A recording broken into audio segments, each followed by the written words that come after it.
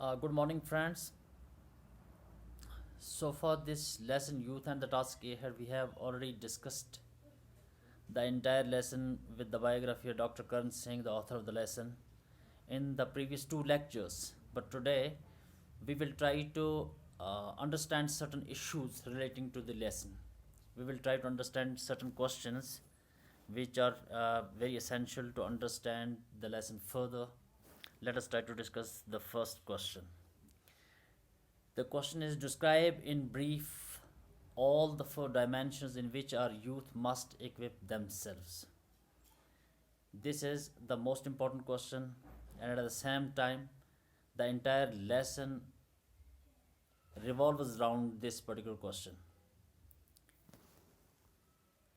Now, friends, let us try to understand it. The article Youth and the Task Ahead, written by Dr. Karan Singh, is an address to the youth of India in which the author urges them to develop physical, intellectual, patriotic, and spiritual qualities to fulfill their responsibilities towards the nation.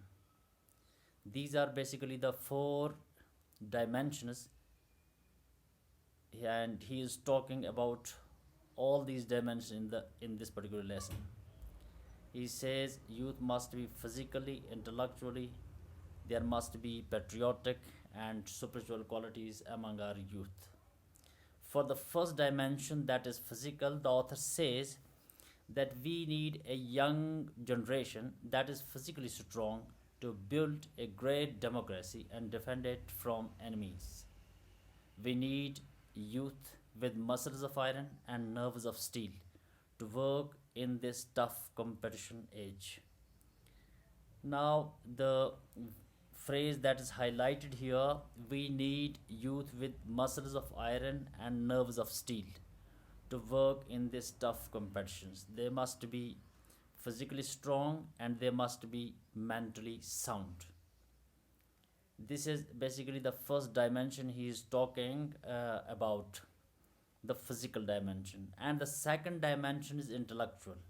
The age of science and technology requires our youth to be intellectually far more alert and competent than their predecessors. The youth must aim for academic ability for the highest order to serve the nation effectively. The second dimension is intellectual. As I have already discussed in the previous lectures, I talked about physical dimension, I have already talked about intellectual dimension, and then there is the third dimension he is talking about, that is patriotism.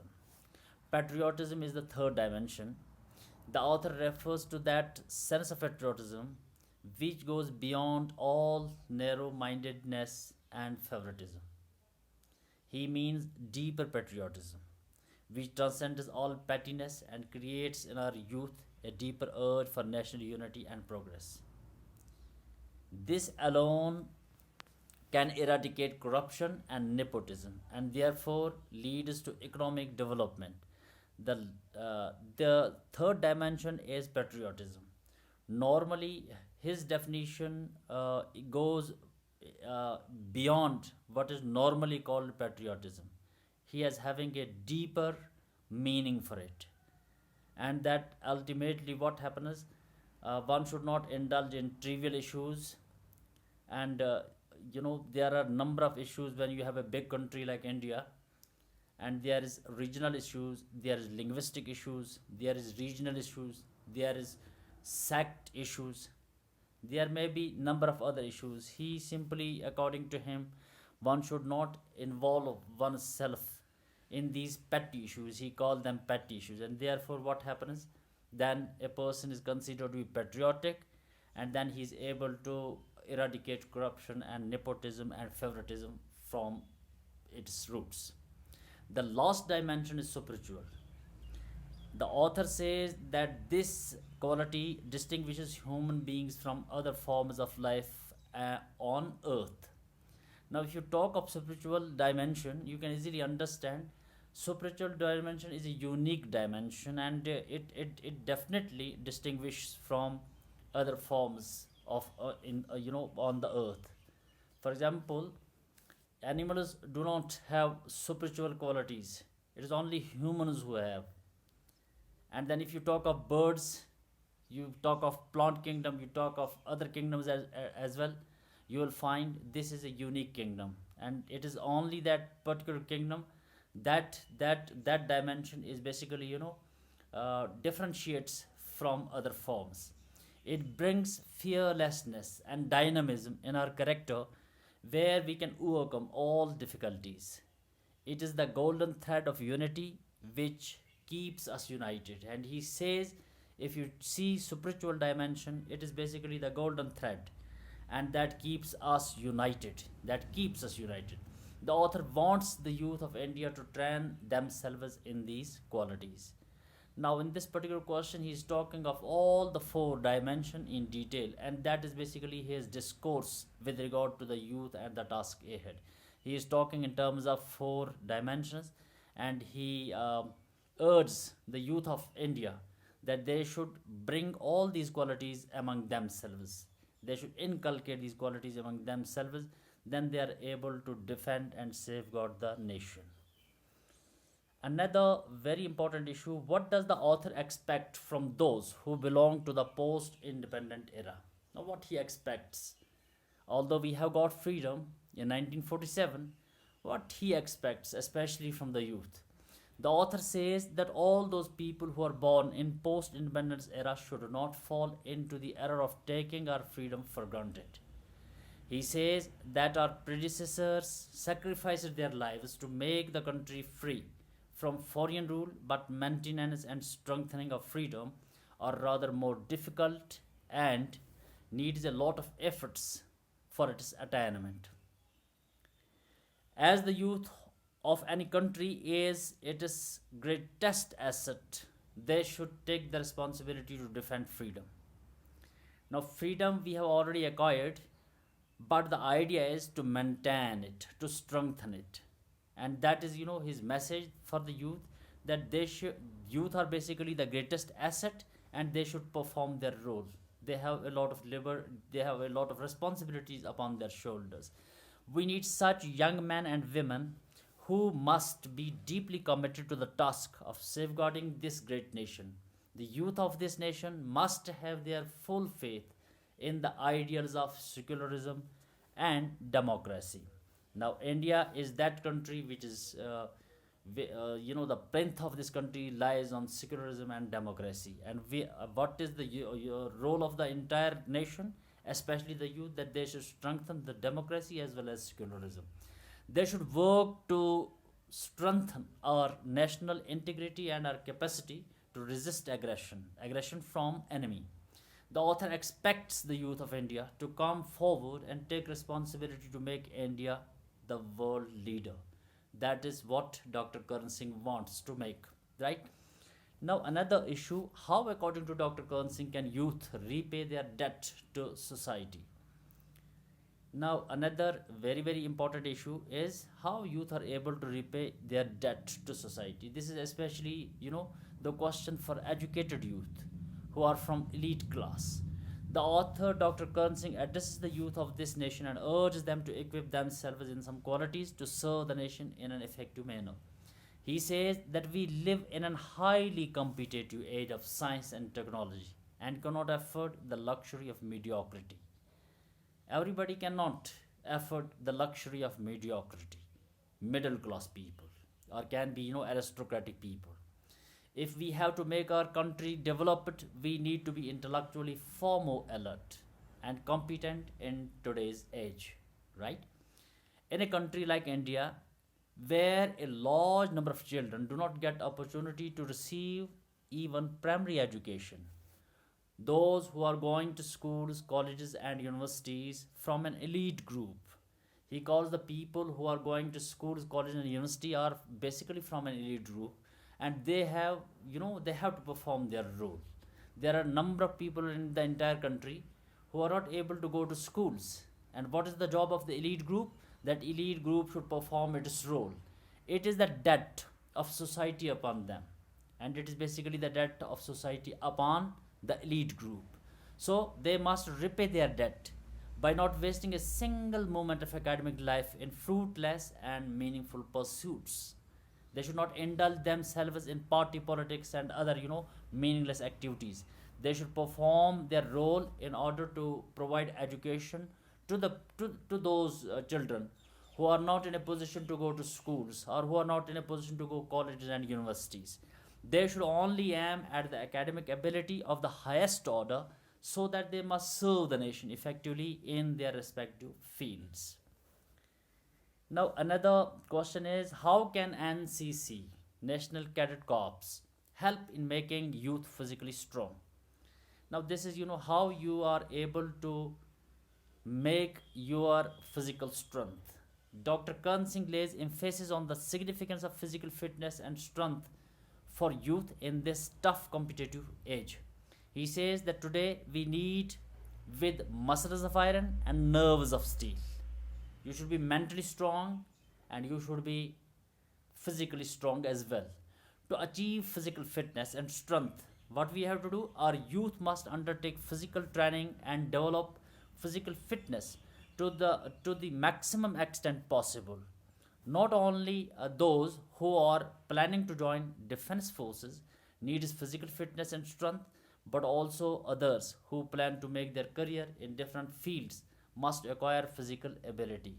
Now you can understand what is, according to Dr. Karan Singh, he says it is not only, the people who are joining armed forces and paramilitary forces, etc., they need physical strength. No, each and every person in the entire country needs this. Or the people who are, indulging themselves in different fields need also physical fitness, and the programs that are undergoing through this.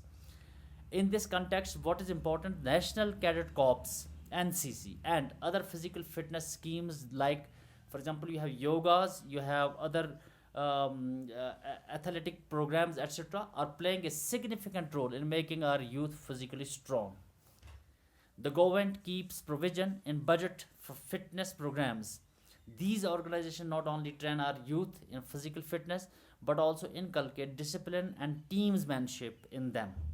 Now, what happens to these organizations is National Cadet Corps and, other programs as well. For example, yogas and there are all other programs, like going to gym, joining some, some what is called athletic program, etc.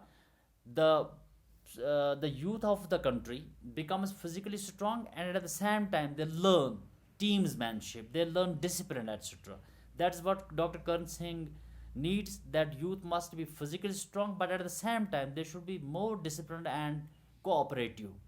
So the author advises the youth to avail all these opportunities. Now, another question for you is, the author says there is so much to be done. What task he wants? Now, this is almost the last one, but paragraph of the lesson, the youth and the task ahead, where this particular message is given by Dr. Karan Singh. The author says that after achieving freedom, our country has made progress in different fields, but there is much to be done. Now, what is much to be done? That is very important to understand. He urged the youth of India to participate in accomplishing many tasks of development of our country. He says that the tasks like strengthening civil defense measures, establishment of network of nursing, first aid centers, blood banks, the welfare of our brave security forces are to be done. The youth must utilize their energy in maintaining communal harmony and developing economic conditions of the nation. Otherwise, what happens? Sometimes people are involved in different party politics and other those programs which creates a lot of chaos and disorder in the country. And his message is that they should maintain communal harmony and develop economic condition of the country. And that is true. When there is maintenance of communal harmony, then there are chances of economic development. The young generation has to eradicate evils like poverty. Now, these are considered to be evils, and you understand poverty, is the root of all crimes. The young generation's job is to eradicate evils of poverty, illiteracy, corruption, and unemployment from our nation.